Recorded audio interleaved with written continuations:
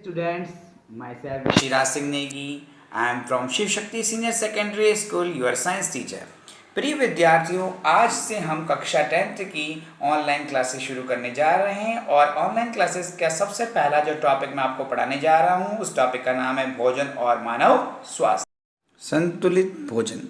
संतुलित भोजन किसे कहते हैं? तो देखिए, वह भोजन जिसमें भोजन के समस्त अवयव, भोजन के समस्त घटक मतलब जैसे कार्बोहाइड्रेट, प्रोटीन, वसा, विटामिन, खनिज लवण और जल उपस्थित होते हैं, ऐसा भोजन संतुलित भोजन कहलाता है। जिस भोजन में भोजन के समस्त अवयव कार्बोहाइड्रेट, प्रोटीन, वसा, विटामिन, खनिज लवण और जल उपस्थित होते हैं वह भोजन संतुलित भोजन कहलाता है।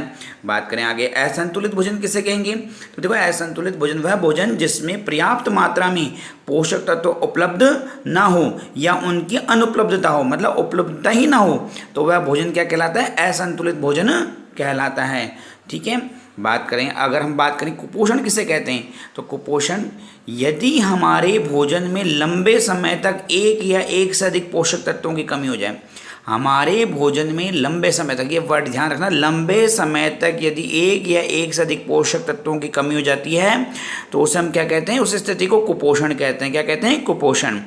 बात करें, जो कुपोषण कई प्रकार के होते हैं, इनमें सबसे पहले हम पढ़ते हैं प्रोटीन कुपोषण के बारे में। जैसे कि नाम से पता चल रहा है, प्रोटीन कुपोषण, यदि हमारे भोजन में लंबे समय तक प्रोटीन की कमी हो जाए, किसकी? प्रोटीन नामक पोषक तत्व की अगर कमी हो जाती है तो उसे हम प्रोटीन कुपोषण कहते हैं। प्रोटीन कुपोषण के कारण कई प्रकार की बीमारी होती है, जिनमें से दो प्रमुख बीमारियों में के बारे में हम यहाँ चर्चा करेंगे। सबसे पहली बीमारी जिसको हम कहते हैं क्वाशियोरकोर। क्या कहते हैं? क्वाशियोरकोर। इस बीमारी में अगर हम देखें, भोजन में प्रोटीन की पर्याप्त मात्रा न होने के कारण होती है। जब भोजन में पर्याप्त मात्रा में प्रोटीन नहीं होता तो ये क्वाशियोरकोर नामक बीमारी होती है। ये रोग अधिकतर बच्चों में होती है। ज़्यादातर ये बीमारी किसमें पाई जाती है? बच्चों में। इस बीमारी के अगर हम लक्षण देखें तो इसमें बच्चे का पेट फूल जाता है, भूख कम लगती है, स्वभाव जो होता है वो चिड़चिड़ा हो जाता है और जो त्वचा होती है शुष्क, सूख करके काली धब्बेदार होकर के फटने लगती है। तो ये बीमारी ये बीमारी की कौन सी कहलाई? क्वाशियोरकोर नामक बीमारी। बात करते हैं प्रोटीन की कमी से होने वाली दूसरी बीमारी जिसको हम कहते हैं मैरेस्मस। क्या कहते हैं? मैरेस्मस। मैरेस्मस रोग पड़ने से पहले अगर हम बात करें, हम क्वाशियोरकोर की अगर रोकथाम के बारे में देखें तो इसकी रोकथाम कैसे कर सकते हैं कि भोजन में अगर पर्याप्त मात्रा में अगर प्रोटीन उपलब्ध हो जाए, जैसे कि अब हम प्रोटीन किन किन चीज़ों से मिलता है, जैसे कि दाल से, अंडे से, दूध से, मूंगफली से, पनीर से, अगर भोजन में ये समस्त तत्व अगर उपस्थित होंगे तो क्वाशियोरकोर नामक बीमारी से रोकथाम हो सकती है। चलिए बात करते हैं दूसरी बीमारी मैरेस्मस रोग की।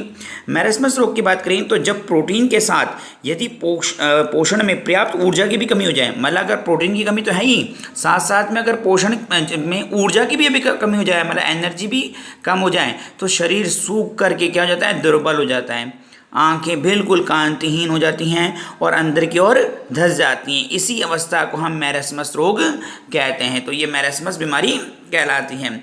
बात करें, अगर हम बात करें अगली जो है, तो ये हमने पढ़ा जो है प्रोटीन कुपोषण। बात करें अगर विटामिन कुपोषणों की, तो विटामिन कुपोषण की परिभाषा बिल्कुल वही है जैसी हमने प्रोटीन कुपोषण में पढ़ी थी कि यदि हमारे भोजन में लंबे समय तक विटामिन की अगर कमी हो जाए तो उसे विटामिन कुपोषण कहते हैं। भोजन में लंबे समय तक विटामिन की कमी होने को विटामिन कुपोषण कहते हैं। देखो, विटामिन कई प्रकार के होते हैं। मुख्य रूप से हमने विटामिनों को जो है यहाँ पे बांटा है। ठीक है। तो सबसे पहले हम पढ़ते हैं विटामिन ए के बारे में। विटामिन ए जिसका रासायनिक नाम रेटिनॉल है। क्या है? रेटिनॉल। इसकी कमी की वजह से हो जाता है रतौंधी नामक रोग। और अगर हम बात करें, इस रोग के जो लक्षण है वो अंधकार में या रात्रि के समय हमें दिखाई नहीं देता इस विटामिन ए की कमी के कारण। ठीक है। होता है कौन सा रोग? रतौंधी। बात करें विटामिन बी की। विटामिन बी को कई भागों में बांटा गया जो आपके कोर्स में यहाँ पे 3 प्रकार के विटामिन बी दिए हुए हैं। सबसे पहला विटामिन बी1। विटामिन बी1 का रासायनिक नाम है थायमिन। इसको बेरी के नाम से भी जाना जाता है। और इस रोग के लक्षण है कि हृदय धड़कन इसमें कम हो जाती है। जो हृदय की सामान्य धड़कन होती है 72 बार प्रति मिनट, वो सामान्य से कम हो जाती हैं तथा मांसपेशियां व तंत्रिकाएं भी क्या हो जाती हैं? कमजोर हो जाती हैं। किसमें? बेरी रोग में। बात करें जो है विटामिन बी2 की। विटामिन बी2 का रासायनिक नाम है राइबोफ्लेविन। और राइबोफ्लेविन की कमी से होने वाला जो रोग है वो है राइबोफ्लेविनोसिस। इस रोग के प्रमुख लक्षण है कि इस रोग में मुख के किनारे और होंठ की त्वचा फटने लगती है, मतलब मुंह के किनारे और होंठ की त्वचा क्या होती है, फटने लगती है। साथ ही में स्मृति में कमी, याददाश्त में भी क्या आने लगती है, कमी आने लगती है। बात करते हैं अगले विटामिन की, विटामिन B3। विटामिन B3 का रासायनिक नाम है नियासिन और इसकी कमी से होने वाला रोग है पैलेग्रा। बात करें पैलेग्रा रोग की, तो पैलेग्रा रोग के प्रमुख लक्षण हैं कि जीभ व त्वचा पर पपड़ियों का पड़ना, ये प्रमुख लक्षण है किसके, पैलेग्रा रोग के। बात करें अगले रोग की, अगले विटामिन की, अगला विटामिन जिसे हम विटामिन सी कहते हैं। विटामिन सी का रासायनिक नाम एस्कॉर्बिक अम्ल और इसकी कमी से होने वाला रोग है स्कर्वी। स्कर्वी रोग की प्रमुख पहचान है कि मसूड़ों से खून का आना और त्वचा पर चकत्ते बनना, ये विटामिन अगर हम सी से होने वाले स्कर्वी रोग की पहचान है। बात करते हैं अगले रोग विटामिन डी की। विटामिन डी का रासायनिक नाम है कैल्सिफेरॉल और इसकी कमी से होने वाला रोग है रिकेट्स।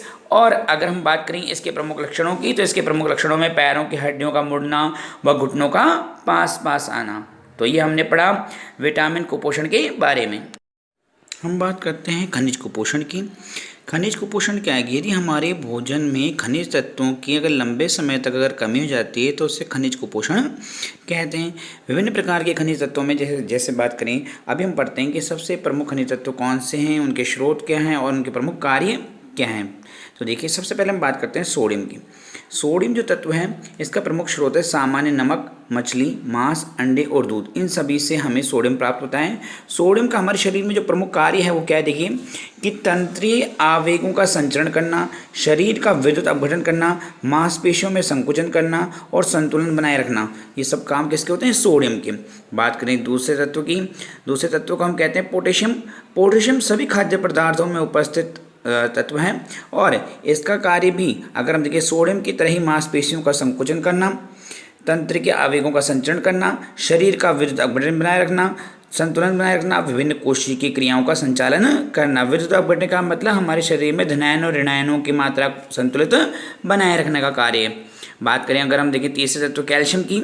कैल्शियम जिसका प्रमुख स्रोत है दूध, अंडे, हरी सब्जियां आदि। बात करें कैल्शियम जो है वो विटामिन डी के साथ मिलकर के हमारी हड्डियों और दांतों को मजबूती प्रदान करता है। बात करें अगले तत्व फास्फोरस की। फास्फोरस जो हमें मिलता है, फास्फोरस का जो स्रोत है वह है दूध, हरी सब्जियां, बाजरा, रागी, सूखे मेवे, यकृत और वृक्क तथा इन सभी से हमें फास्फोरस तत्व मिलता है। और फास्फोरस का हमारे शरीर में जो प्रमुख कार्य है ये कैल्शियम के साथ मिलकर के हड्डियों और दांतों को मजबूती प्रदान करता है। बात करें लौह तत्व की, सबसे इम्पोर्टेंट तत्व माना जाता है ये यकृत में, वृक्क में, अंडे, मांस, रक्त, बाजरा, रागी, दही, सब्जियां, गाजर, गुड़, इन सभी के अंदर अगर हम देखें लौह तत्व पाया जाता है।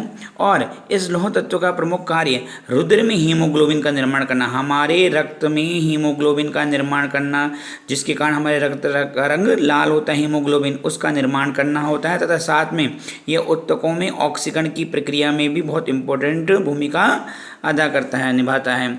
बात करें अगला आयोडीन की। आयोडीन तत्व जो है ये हमें मिलता है नमक से, समुद्री भोजन से, हरे पत्ते वाले सब्जियों से, लवण से, जलीय मछलियों से, जामुन से, काले नमक से, इन सब से हमें आयोडीन मिलता है। और आयोडीन का प्रमुख जो कार्य है वह है थायरोक्सिन हार्मोन का निर्माण। थायराइड ग्रंथि जिस थायरोक्सिन हार्मोन का निर्माण करती है उसके लिए प्रमुख रूप से जिम्मेदार कौन है, आयोडीन। तो विद्यार्थियों अभी हमने पढ़ा कि प्रमुख खनिज तत्व, उनके स्रोत और प्रमुख कार्य। इन खनिज तत्वों की कमी से भी हमारे शरीर में कई प्रकार के रोग हो जाते हैं। जैसे अगर हम देखें लौह तत्व की अगर हमारे शरीर में कमी होती है तो उससे एनीमिया नामक रोग हो जाता है। अगर हमारे शरीर में आयोडीन की कमी होगी, ठीक है, तो उससे थायरोक्सिन का निर्माण नहीं होगा और थायराइड ग्रंथि से संबंधित बीमारियाँ हमें हो सकती हैं।